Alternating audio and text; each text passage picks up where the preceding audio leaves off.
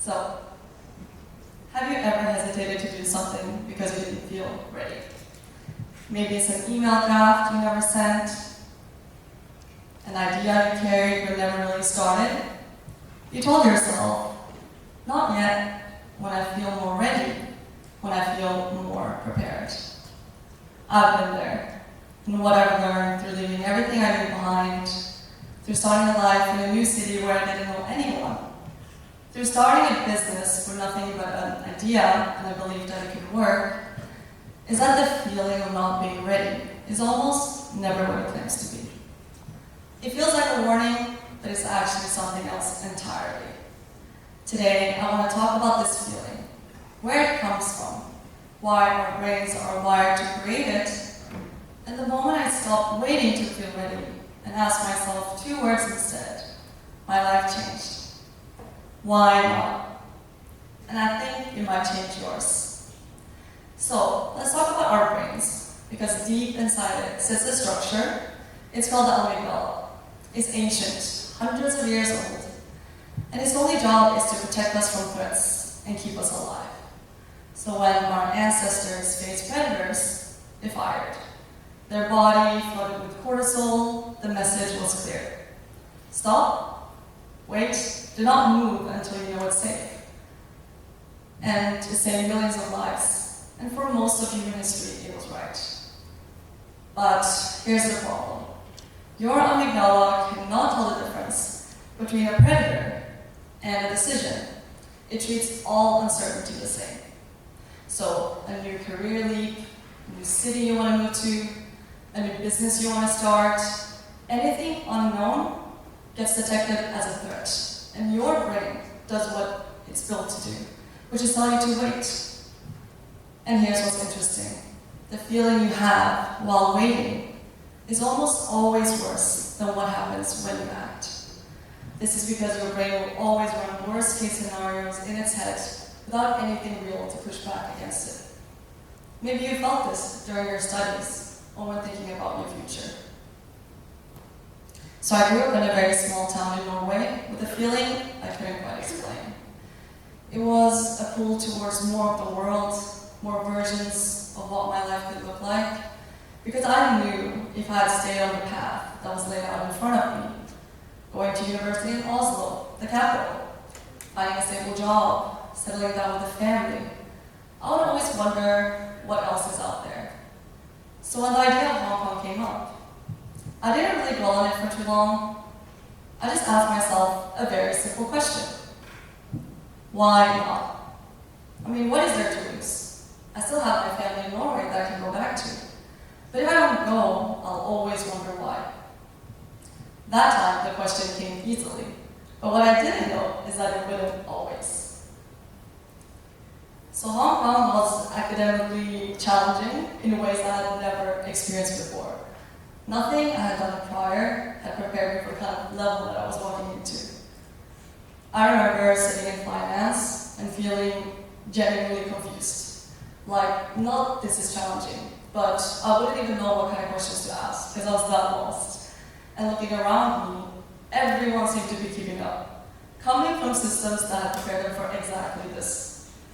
And I had this feeling that I've never felt before, behind. And it's such a scary feeling. It made me doubt whether or not I made the right choice, whether I belonged. But to be honest, giving up was never really on the cards for me. I kept asking myself, how can I make this work? What can I do? So plain and simple, I studied hard and a lot. And I told myself, even if I don't get the best grades, at least I would, do the best that I could. Slowly, not quickly, and definitely not easily, it worked. Not in the sense that I became a top student in class, because that's definitely not the case. But what happened is that I was able to get into classes, understand the concepts, and the more it worked, the smaller the fear got. Not because I had prepared myself, but because I had been doing the work from inside it. I had real proof, real evidence that I could handle this. Preparation will give you knowledge, but action will give you evidence. And your nervous system responds to evidence, not knowledge. So this lesson that action reduces fear would later return in my life when I face something even bigger. So I've always been drawn to people businesses, the one where you're not just selling a thing, you're selling an experience. How someone feels when they walk in, whether they want to stay, whether they want to come back. And I always knew that I wanted to do something of my own. Hong Kong really sharpened that for me. I've never been exposed to so many different cuisines in my life. It's such a diverse city. But while exploring it all, I felt myself longing for something else. Longing for a piece of home. The comfort of Nordic food, the concept of slow living, being present, letting a meal be something you actually stop for in one of the busiest cities in the world. I couldn't really find this concept anywhere. So I thought, okay, this is mine to build. Now, people are going to tell you, get the experience first. Work for someone else, learn the industry from the inside out, and then you start.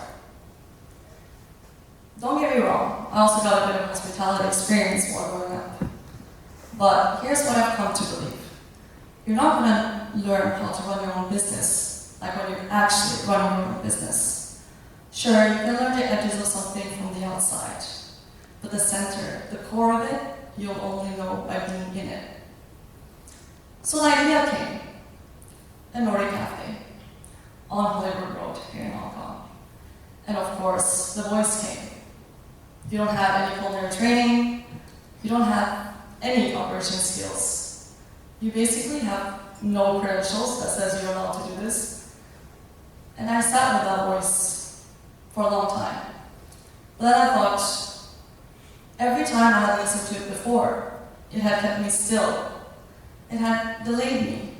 And every time I moved ahead anyways, my fear had shrunk.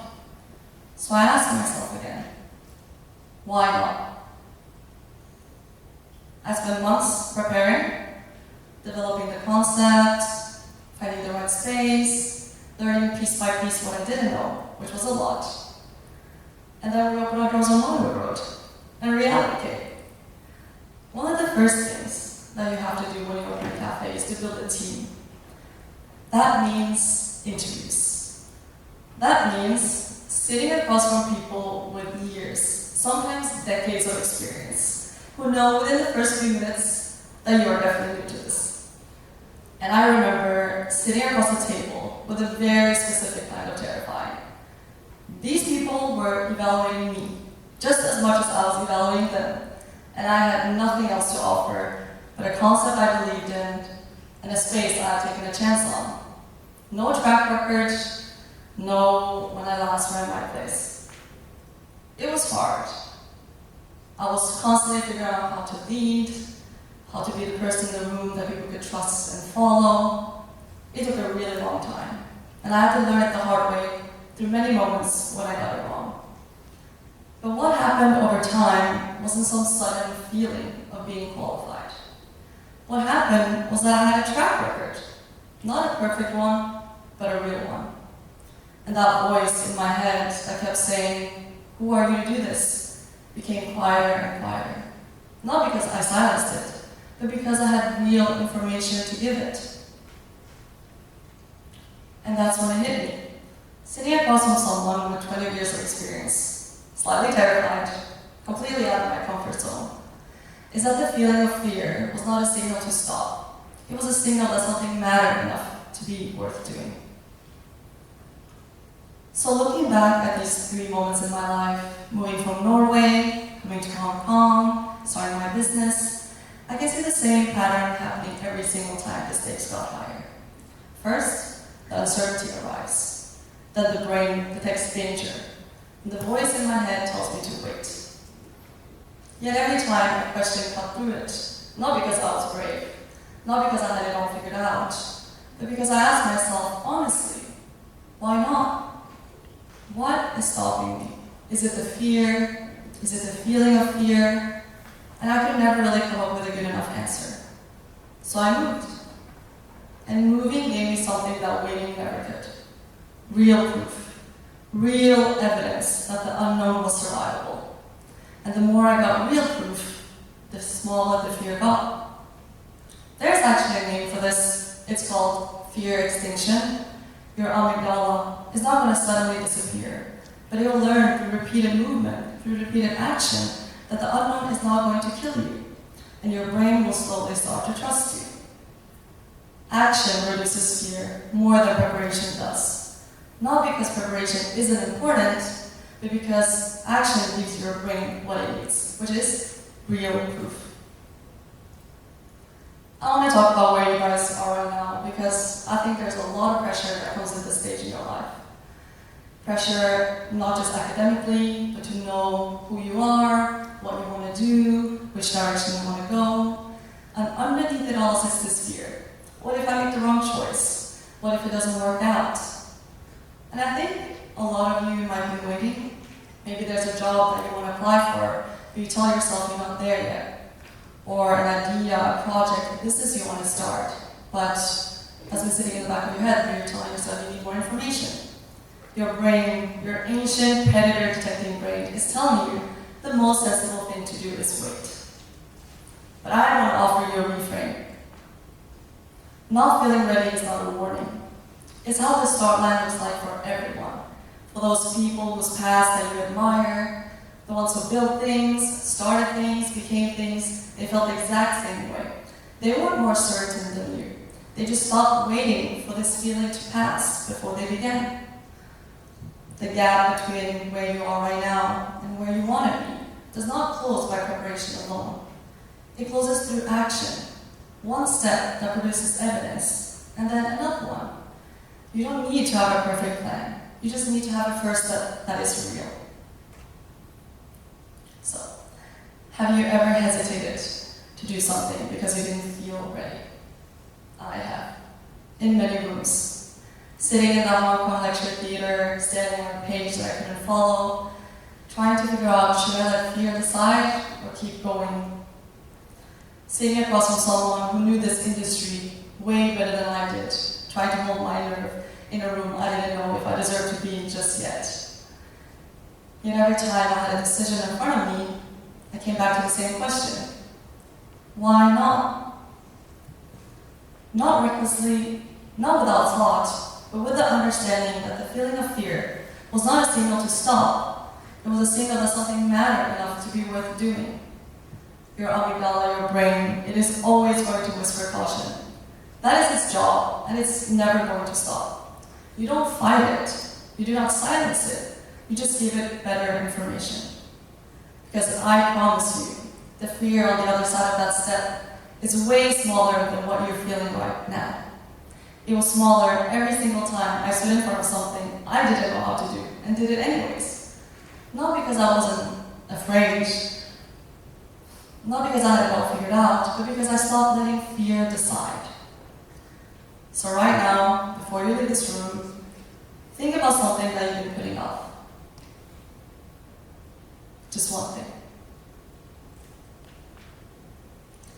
Got it?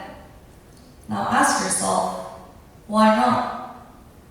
And take one real step tonight. Thank you.